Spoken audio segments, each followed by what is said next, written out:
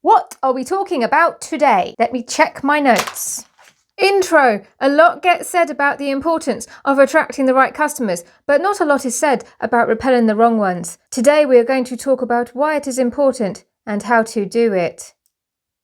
Alright, let's just start with the proper intro. I'm Kim, this is the Eco Tree, and what you've stumbled on is not near close to professional. You know all of those professional YouTube videos you're used to seeing? Strap yourselves in.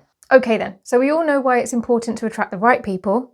They're more likely to buy from us, like our stuff, maybe even come back again, become a part of the community, watch our videos. These are your people. These are the people that you want to share your work with. These are the people you just want to talk to when you pick your phone up in the morning and you're scrolling through your comments and stuff. The reason why you want to attract the wrong people is kind of the opposite to all that and does make a lot of sense, but I'm going to break it down anyway, otherwise this is going to be a very short video. As far as Etsy shops go, they're more likely to click onto our shops or onto our items and then just click off again, which, if that is done excessively, can lower our conversion rate. They're more likely to buy from us and then have buyer's regret and then want to return the item, or worse, just leave negative feedback. And you sometimes can attract customers whose expectations are not the same as what you can realistically offer. So in a nutshell, attracting and repelling are two sides of the same coin. So to do this well, you do have to have an understanding of who your ideal customer, client, viewer, whatever are. You need to know your people. Now, people are very visual creatures, and I'm a perfect example of that.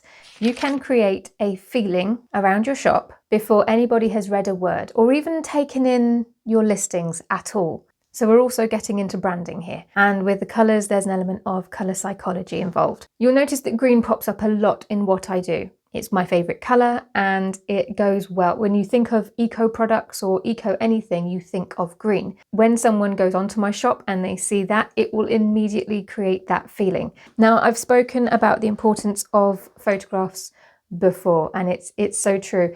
You don't have to feel overwhelmed or intimidated by getting magazine quality photographs.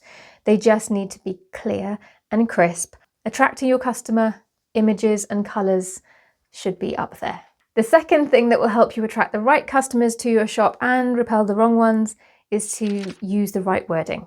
So when I open my shop, I'm going to be using wording that lets people know that they're going to be getting a handmade, slow-made, high-quality product that's eco-friendly. And it's all of that will put off certain people. Now, this might be a bit scary, this whole concept of putting people off, but if you put certain people off, you're less likely to have people who will have buyer's regret, who will then want to return the item, or worse, maybe even bin it shortly after buying it. We don't want that.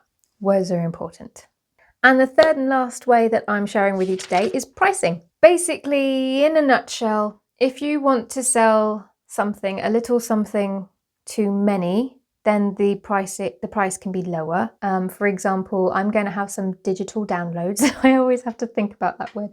I overthought it. Digital downloads in my shop, and my prices can be lower. However, if you have a higher end item, then obviously the price will have to be higher. So think about your pricing. It's not just about making money. It's not just about making the most amount of profit that you can, but it can also be about selecting the right kind of customer and creating a feeling and a real story around your items. It's a bit of an art form. I'm not going to claim that I've got it, but starting to understand it better and better as the years go on. So images, wording and pricing.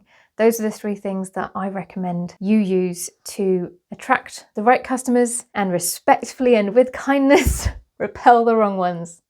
If you found this video helpful in any way, please do give it a thumbs up, because that really helps YouTube know that this video is worth sharing with other people, and I really do appreciate it. Thanks for watching.